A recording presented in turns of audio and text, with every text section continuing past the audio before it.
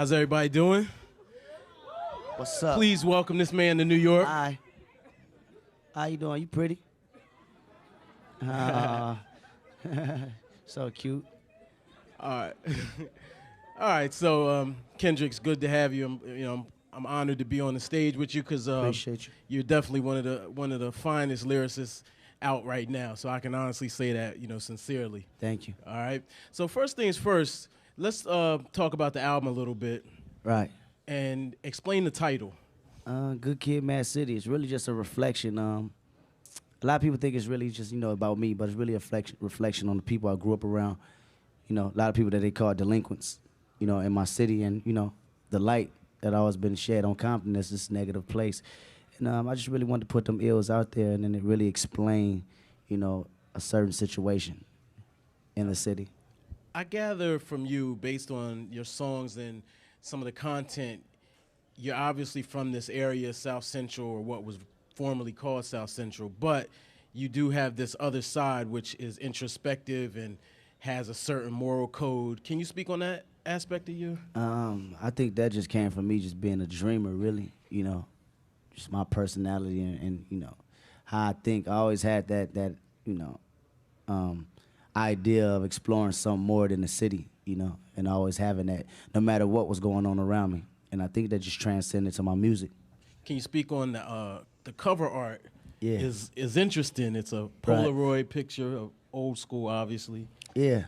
I could have did anything for my cover, I could have went super flashy, had a bunch of jewelry on and stuff like that. But it really didn't make sense for me to do that, with what I'm talking about. I always had this premeditated that it was going to be my album cover for years. I always knew it, because it represents so much, not only the household I grew up in, but just a lot of people's lives that just came up, in the ghetto and in urban neighborhoods. Who are these people in the... That's my uncle right here. Both of them are uncles. Okay. All the way to the right, that's my grandfather. Okay. Granddaddy had the golden flash backstroke every day in Chicago. That's him right there. His name Cadillac. Okay. Yep. By the way, you can pre-order the album right now on your phone. Yeah. So please support this man. Oh, you did it already? Okay, so... Oh. I'm late. So absolutely pre-order that because he's neck and neck with DJ Drama right now. Yeah. Yeah. So, I make no bones about it. I'm into lyrics, man. Right. Like, I can't even lie, and that's one of the first things that gravitated me to your music was lyrics. Can you speak on your process lyrically and why you rap the way you rap? Man, I think it just started with just having passion for it too, just like you have. I grew up listening to Pac, DMX, Jay-Z, Nas, and that intrigued me, the things they were saying, the way they flipped their words, flow, all that. That's what I like. That's what I like. And I think, once I started doing music, it transcended to me doing the same thing, Have you ever been tempted to dumb it down and Oh, yeah, definitely. Early in my career when I really didn't have my niche and didn't know what I wanted to do or, a specific sound, that came with trial and error. Just me figuring out what I want to talk about. I never had this, same content. I can't say I have. When I first started off, I was just rapping everywhere. Anything that sounded great, whatever sounded on the radio, whatever sounded on the mixtape, I was doing it. Who are some of your influences?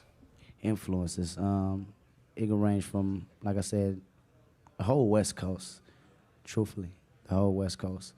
I really had to double back when I started writing my own rhymes and started listening to East Coast cats. I was late on Jay-Z. The West Coast was late on Jay-Z. The West Coast was late on Big. So I went back and I was like, man, I studied all them cats. I was like, this is what everybody was talking about, So it plays a big part, from the East to the West. Well, when you're, out and about, what's the craziest experience you've had? I know you're touring rigorously. Just meeting these people, man. Yeah. Real talk, Yeah. It'd be like surreal moments, because, I look in the mirror every day and I'm the same person. Yeah. So when I walk out in these streets and these people see me as, Kendrick Lamar, as a rapper, it's kind of weird to me because I'm just a regular person like everybody else. And these people look at me in a different light, You know, so that right there is just weird to me already. So if I get a person walking down the street and then they break down and be crying, you know, and explaining how much this song saved their life, that's a surreal moment. Speak on your crew a little bit, and Yeah. and you guys have a real true movement, Right. which I find interesting because usually the real true movements at this time are generally older guys. Yeah. You know, can you speak on? Yeah, my crew, Black Hippie, J-Rock, Ab-Soul, Schoolboy Q. Yeah. It's really just, you know, it's bigger than just the music. You know, a lot of people just look at it as, you know, music, as songs, and we've been on songs with each other. It's way bigger than that. You know, it's a lifestyle that we lead, you know, just for a new generation, you know, that we started in our own community knowing they needed somebody to look up to rather than just going to, you know, the easy way out, you know, with the streets. Anybody can do that. Do you feel this is an offshoot of some of the? I don't know. I don't know how to really regard it as, but you know, there's like the guys that do the dancing and everything. Is this in any way related to that? Like, Oh. you know what I'm saying? What like, you mean? What I mean is, and I don't mean that disrespectfully. What I mean is, gangster rap is what most people consider L.A., Compton, South Central, and then there's like, what, I can't even think of their names now. You know what I'm saying? I know what you're saying. The Jerk Boys. Yeah, exactly. Thank you. Nah, that's all a part of the culture. You know, that's all a part of the culture. I mean, people been dancing for many moons since the early stages of hip hop. You know, so that'll never leave the culture in hip hop. As far as gangster rap, L.A., that's something we can never run from. I can't run from it. You know, when you listen to Good Kid M.A.A.D City, you will understand that. You know, that's me. But that's some, you know, you can't escape as an L.A. you know artist or a West Coast cat, and the thing about it, you know, you getting these kids now that want to tell their story a little bit different. So now, what we once known as just gangster rap, it's transcending, you know, to a universal scale. So you'll hear different type of instruments, you'll hear different bounces on the beat, but it still had that same flow, and that's the type of elements we bring into the game. Who's gonna be on the album? On the album right now, did y'all see the track list? Cool. I kept everything real sweet. I really didn't want any features on the album. I really didn't. I really wanted to keep it. I don't know. It's like so personal. Like, I don't like to force records and features, you know. I didn't want to force anything. You know, it had to be organic. So, Section 80, I had Ab-Soul and Schoolboy Q on the album.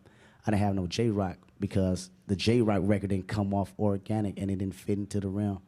Now, this debut, I have J-Rock and no Ab-Soul and Schoolboy Q. You get what I'm saying? It has to feel right. You know, we did a bunch of records, but when I come down and I break down these songs, and everybody know I'm super cohesive when it comes to putting a project together, everything just has to feel right, you know? And that's my whole process on doing that. Okay. Now, it hasn't aired yet, but last week in the BET Awards were taped in Atlanta, and you won an award. Can you speak on the award? I wasn't even there, so I don't even know what you won. Oh, yeah, they did that for me. These people right here, Lyricists of the Year. Okay. Yeah. That's what's up. Yep. Is that the one where they downloaded the app and then they had to vote? Is that, yeah. It's crazy. Yeah. How's that feel? Jay-Z, Nas, Kanye West, my homeboy J. Cole. That's a great feeling to know that people actually recognize that, you know, I take this art serious. It's not just me trying to get it for the quick dollar. I put in a lot of years and a lot of grind, and as well as them artists did too. You know, of course, you know, Jay-Z, come on, you know the accolades he have, Nas, Kanye, and for them to acknowledge that a young cat is doing the same thing, you know, because a lot of times people look at the TV and they, you know, feel like, okay, he got money, you know, he ain't really tripping or stuff like. No, these people really have to grind to get, like, you don't understand the things that Jay-Z and Nas and Cole, you know, had to get through, you know, a whole lot of sacrifice and time and pressure, you know. So for y'all to acknowledge that, I really appreciate that from y'all, real talk. Absolutely. Now, one thing I wanted to ask you, and this is really a real true question for the whole entire like younger generation, because you do put in so much work and you do release so much free material. How much pressure does that put on you when your actual commercial release comes out? You've released all this classic material to the people, and now... Man, you know that's crazy. That's something I never really had to worry about, just off the fact the people that been down with me, they so dedicated and believe in this movement so much. Man, they go out their way, you know, just to make sure that, you know, this plan stay alive. So if I put out 100 records before this album, it probably wouldn't even matter. They'll still go out and support, you know, just to keep this feeling, you know, on a pedestal. And you have to be aware that, you know, you never want to oversaturate, you know, the market. At least I don't. You know, I always want people to want it, you know. My standard album is 12 tracks. It's 12 tracks of my life. I didn't even want to go over that. I didn't even want to do the actual bonuses, you know. And I know y'all want the bonuses, and they're great songs, you know, and they still fit in their bulk. But I really wanted that 12 and that sequence, because the story is just so defined, you know. Once you hear it, it'll catch just like that, you know. But yeah, you have to be aware of that oversaturating yourself. So when you're not writing and you're not touring and you're just in your space, what do you do to unwind? What do you do just in your free time? Man, I watch a lot of Martin. Yeah. A lot of Martin. Yeah, so much Martin. So many comedies, so many Fridays. Friday at the next. Yeah. A lot of, yeah. If anybody ever been around, just us, you know, as a family, Black Hippie or TDE, we do a lot of rude jokes and pranks on each other. I'm sure y'all probably see it on Twitter and stuff like that. Yeah, it's quite blunt. Right. Yeah, that's my energy. It's just, you know, feeling good around my people, you know, whether it's close friends like, you know, TD and his family, you know, that's how I unwind. What weird places do you get inspiration from, other than music? Weird place? Oh, I'm mad weird. Other than music, you know, what you mean as far as like location or? No, like TV, show. You know, you mentioned Martin, but I don't know if that ever... You know, I get a lot of inspiration just sitting in my mom's kitchen, a small little kitchen. Really? And just sitting down and just reflecting and, you know, looking at different things that I grew up around, you know, that same refrigerator, that same stove, and just reflecting on that, see how far I came and stuff like that.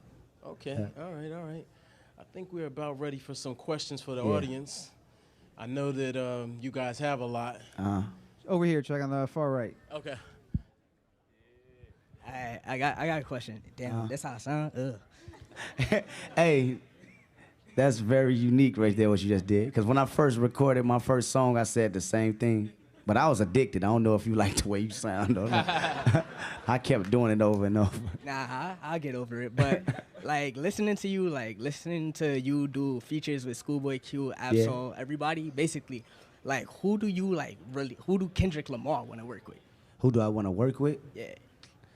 Man, other than my crew, man, it's tough. I don't do too many features.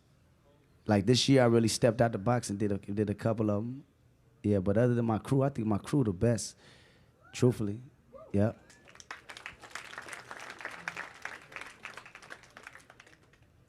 Cutest little girl in the front.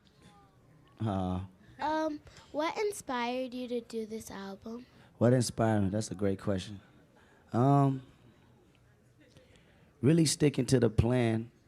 What inspired me? Sticking to the plan of keeping it true to what I wanted to do from the beginning. And that's shine a different light on my city. Compton got so much negativity, and you know, like we're not capable of anything else. And I felt like music was, you know, a positive light coming out of the city. So me sharing that and explaining the story to the youth, you know, let them know that I come from this place and you still can touch me. You know, it ups the notch as far as people want to do something better. Okay. We got another question all the way in the back here in the standing room, red sweater. Oh. What's up, Kendrick? Right here. What's happening? After you release your album, are you gonna finish that project with J. Cole? Yeah, definitely. He said, yeah. That was the whole point. Me and Cole sat down. We was recording last week, and the whole plan was, get this album off the ground. It's a whole lot of anticipation, a lot of momentum, and once we break that, then we going back in. Thank you. Thank you. Next question in the front row. What's up, man? How you doing?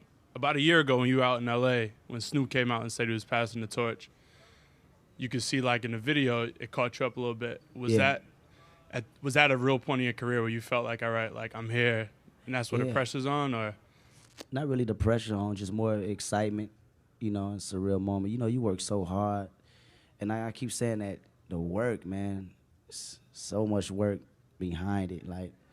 And sometimes I feel like, the listeners take that for granted because they don't never see that. They don't see how we sat in a 12-passenger van with 14 cats and followed game tour bus all the way from L.A. to Rhode Island for 2 months. They don't understand that. They don't see that. And they don't see the struggles of going to these label meetings, knocking on these doors and, jeopardizing, your dignity to make this certain type of record, and the hardships, and you having no job because you want to make studio time, and you paying for studio time, and you just want somebody to listen. They don't understand that. So that moment right there was all them emotions coming out, on stage, from the hurt, and the struggle that my family been through, the ones I lost, the ones that want to see me make it, but, didn't get to see that moment. All that came out on that very stage. Yeah. Next question is going to be all the way in the back over here on your right. Hey, Kendrick. How you doing? I'm good.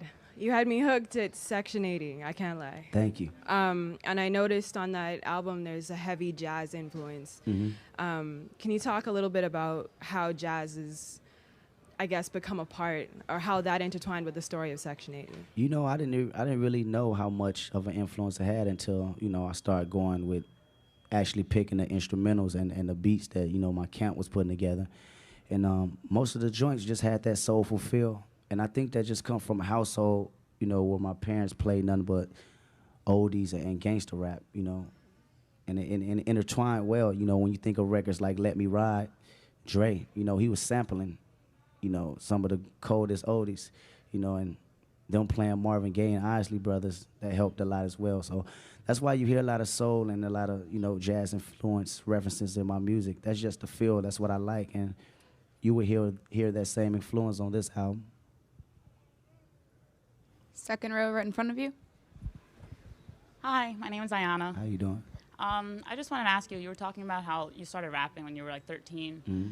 But now you're rapping about completely different stuff that I feel like you probably were rapping about when you were younger. Like, I just want to know, like, what could have happened that your mind just changed? Because the stuff that you rap about is so real that it's like, it's amazing. Man, 13, man, I was just rapping about killing people.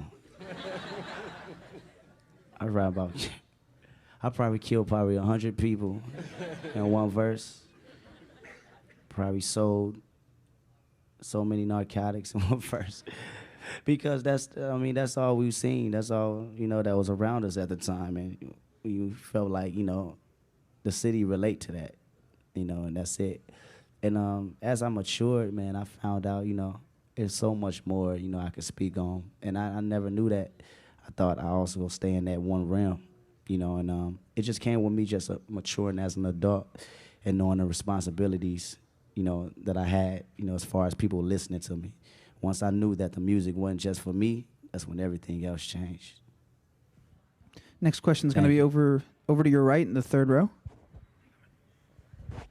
What's up, Kendrick? What's going on? Yeah, I just wanted to say Section 80, it really changed like everything that I look at, like a whole different type of way. I just wanted to ask you, what message were you trying to bring out in the Ronald Reagan era track? The Ronald Reagan era. Yeah, that's one of my favorite tracks. It's mine too. Thank you. When you have records like F Your Ethnicity, that was more of a positive record, saying what we could be, as a generation of respecting, each other's, race and identity, positive. On side B, I always want to give the ills, and that's what made Section 80 so dope to me, You know, so Ronald Reagan, that was just the aggression, you know, of you know, where we at in this day and age. You dig what I'm saying? So it almost plays back, you know, as a rerun factor. And that was really, I was just really giving the ills, you know, where I come from and what everybody else was experiencing. It was just all energy. How come they get to ask all the good questions? Third row. How are you? How you doing? You say how you are so heavily influenced by both the West and East Coast. Do you have any personal favorite tracks, like anything that you've done on any of your albums, any of your mixtapes? Like, what's your personal favorite song that you've done? Oh, yeah, definitely. Ronald Reagan was definitely one of them, just off the fact that particular track, I was inspired by listening to this one RZA joint. You know, just being a fan of ODB. You know, I always said if I got a particular track like that, I would want ODB on it. You know, I always planned that. That was premeditated too, and I finally came across that track that Tabies did. You know, but fortunately, ODB, you know, he's resting, and that was one of my favorite joints, just off the fact, the influence of where it came from, just the whole Wu-Tang feel. That record, Average Joe, on OD, because it had that West Coast kind of vibe and that bounce, and it was melodic. And what I think I did with this new album was learn from Section 80 and learn from OD and what I want to blend across, you know, melodies and raw raps. Yep. Thank you. Next one's going to be right in the front row, right here to your right. Oh. She put her hand up. Oh, hi, Kendrick. How you doing? Where we at? Right here. Oh. Okay. Well, my name's Jade, and I want to know, like, in a number of lines you've mentioned, like, being compared to Tupac. Like, personally, how do you feel being compared to him? I mean, it's an honor, you know, for people to compare our content, but it'll only be one Pac. It'll only be one Pac. I'll never be able to fill them shoes. All I can do is try to continue, you know, the spark that he started, you know, and journey on my path, you know, as Kendrick Lamar and make my statement. Yeah. Thank you. Your next question is going to be all the way in the back over here on the right side again. Hi, Kendrick. Where at? Right here. Okay. Okay. So you were saying you have a list of tracks and bonus tracks as well. What's one thing that you didn't get to include on Good Kid M.A.A.D City that you wanted to? That I didn't get to include? Man. That's a great question. I'd be giving away the album if I told you that, though. It's one particular piece. It's not a song that's in the album that I didn't get to include because, like, what I just learned from this album is the business side.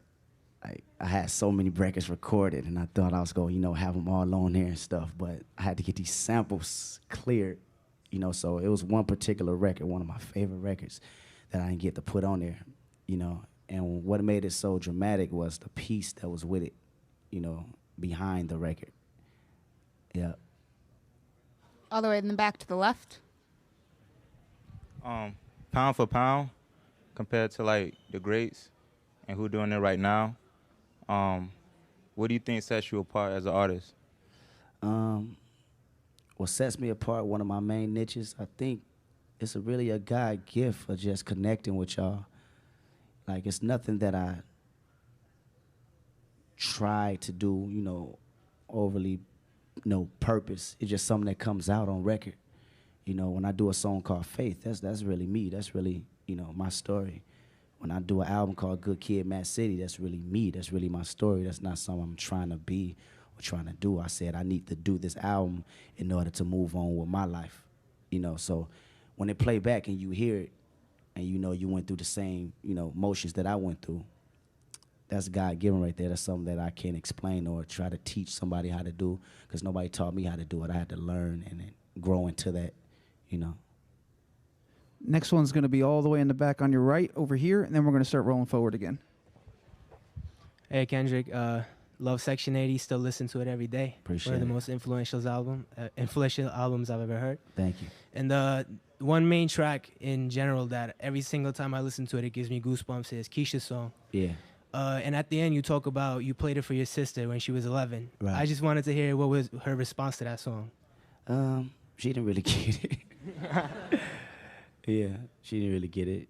She, she comprehended, and she respect me and said, okay, I understand, but I know she didn't really get it because she has to, grow into that. And all I can do is really tell, I never want to preach to nobody.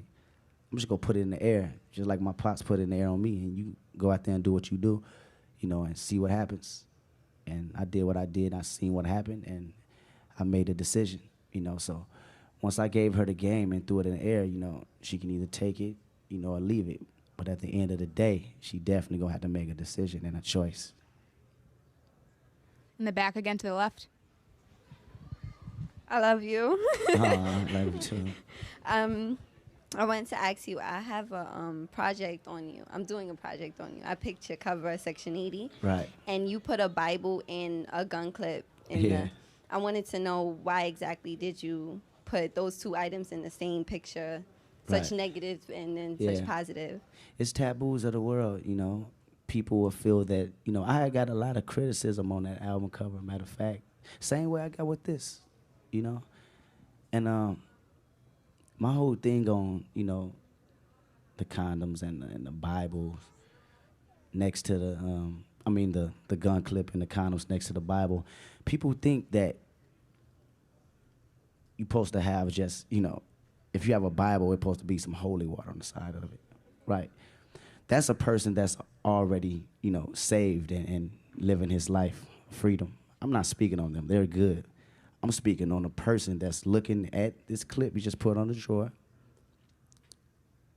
these condoms, a woman's lipstick, and sees this Bible, showing that he's still a human being, but he's trying to find himself at the same time. You dig what I'm saying? That was the whole point. Beautiful. Beautiful. Right. We got another question to your right, all the way in the back, on this side, over here to your right. There you are.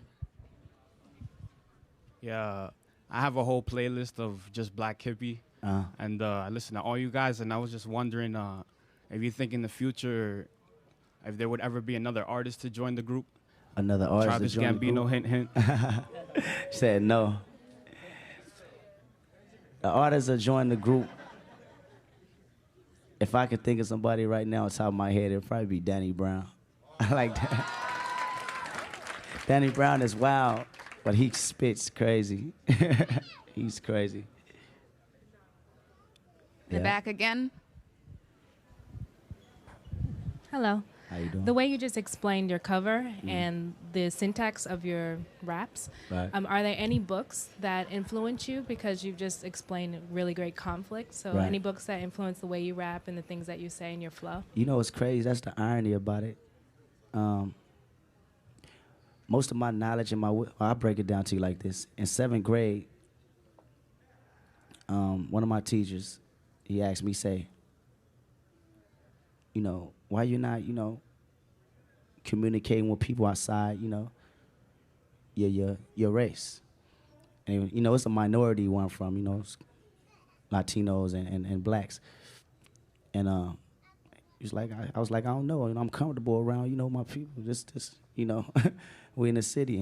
And this time a race war was going on. And he was like, man, don't you understand, by not looking down on the next person with the next color, that's how you will, gain information on life in general more than anything you can ever, imagine.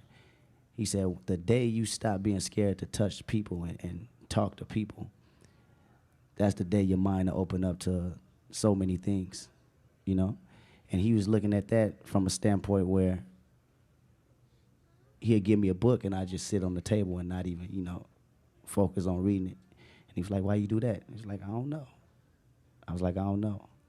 He said, in the day you open up that book and you read more, as well as talk to different people in the world, that's when you sit yourself far behind anybody else. So I try to imply what I learned in 7th grade, even to this day, you know, as far as opening up books and reading more, because it put me in a mindset where I could make a record called Section 80 and Good Kid, M.A.A.D City where people can understand it. Next question's on the opposite side over here, right in the front row on your right-hand side. Hi, Kendrick. My name is Sablé. How you doing? My favorite song of yours is The Heart Part 2, and I know toward the end it's like you got cut off. Can you explain your process of spitting that? And like, was there the stuff that you had more to say, do you feel like you released it in your other songs? Yeah. Heart Part 2, Heart Part 1 and 2, those are just me going in the booth and just rapping. You know, I do that. I do that in most of my music that's have a lot of emotion. I don't really want to write it down because I'm confined to looking at the, you know, the lines on the paper rather than just getting it out. So record like The Hard Part 2, I'm going in the booth and I'm just thinking of vibes and thinking of flows and, you know, pulling from that energy until I can't go no more. And that's what happened, you know, at the end. We have time for 2 more questions in the back to the left. Hey, Kendrick. Huge fan of you. Thank you. Really excited for Good Kid, M.A.A.D City. I was just wondering, what does the M.A.A.D stand for, and why did you capitalize the 2 A's? They'd be mad if I just told you and had them waiting all this time. All right, they can go. I mean, you could just tell me. You'll catch it in the album. It's a particular song. You'll catch it. It's very subtle, though. It's very subtle. So what? I mean, I can't just tell us. No, I can't tell. We got one more for you over here on the opposite side in the second row. Hi. Like everyone else, I love you. you, First love and you foremost, you're a lyricist. I want to know at what point in time, or was there someone that indicated that you were a vocalist? A lot of from K-Dot to the Section 80 until like you're randomly released tracks. Right. You started using your voice as an instrument, and that was really, really influential, and it had a lot to do with the sound and defining your sound. So where did that come from? Was there an influence? At what point did you recognize it? That comes from years just being in the studio. Years just being in the studio and doing something different and being original. You listen to my tracks, I never want to sound, you know, with the same, you know, emotion or the same aggression. I don't want to be monotone like that. I always want to, you know, switch it up but still be me and still, you know, please the ear as far as, you know, what I'm saying on the instrumental. And that's something I learned to grow with.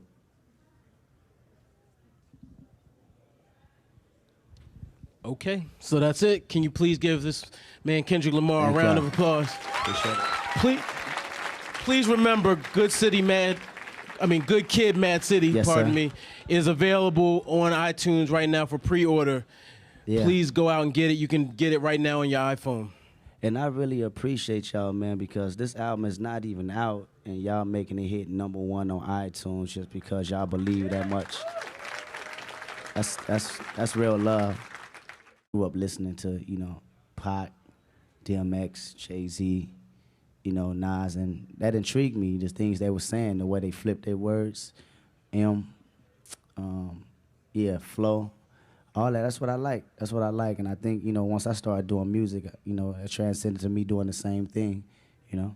Have you ever been tempted to dumb it down and Oh, yeah, definitely. Early in my career when I really didn't have my niche and didn't know what I wanted to do or, you know, a specific sound, that came with trial and error, you know, just me figuring out what I wanted to talk about. I never had this, you know, same content. I can't say I have.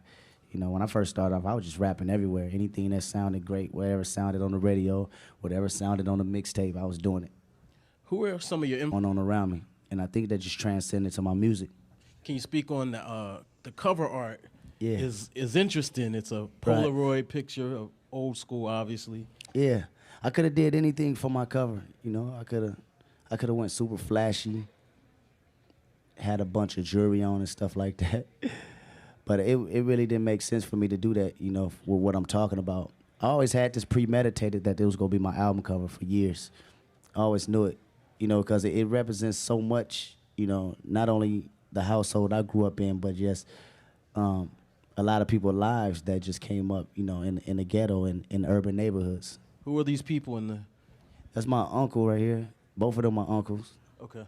all the way to the right, that's my grandfather. Granddaddy had the golden flash backstroke every day in Chicago. That's him right there. His name Cadillac. Okay. Yep. By the way, you can pre-order the album right now on your phone. Yeah. So please support this man. Oh, you did it already? Okay, so. Oh, I'm late. So absolutely pre-order that because Yeah. he's neck and neck with DJ Drama right now. Yeah. Yeah. So, you know, I make no bones about it. I'm into lyrics, man. Right. Like I can't even lie, and that's one of the first things that gravitated me to your music was lyrics. Can you speak on your process lyrically and why you rap the way you rap? Man, I think it just started with just having passion for it too, just like you have. You know, I grew.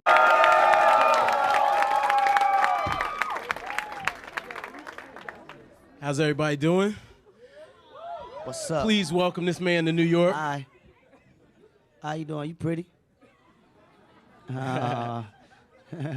So cute. All right. All right. So, Kendrick, it's good to have you. I'm honored to be on the stage with you because Appreciate you. You're definitely one of the finest lyricists out right now. So I can honestly say that, sincerely. Thank you. All right. So first things first, let's talk about the album a little bit. Right. And explain the title. Good Kid, M.A.A.D City. It's really just a reflection. A lot of people think it's really just, about me, but it's really a reflection on the people I grew up around. A lot of people that they call delinquents, in my city. And, the light that always been shed on Compton is this negative place. And I just really wanted to put them ills out there and then it really explain, a certain situation in the city. I gather from you, based on your songs and some of the content, you're obviously from this area, South Central, or what was formerly called South Central, but you do have this other side which is introspective and has a certain moral code. Can you speak on that aspect of you? I think that just came from me just being a dreamer, really, just my personality and how I think. I always had that idea of exploring something more than the city, and always having that no matter what was going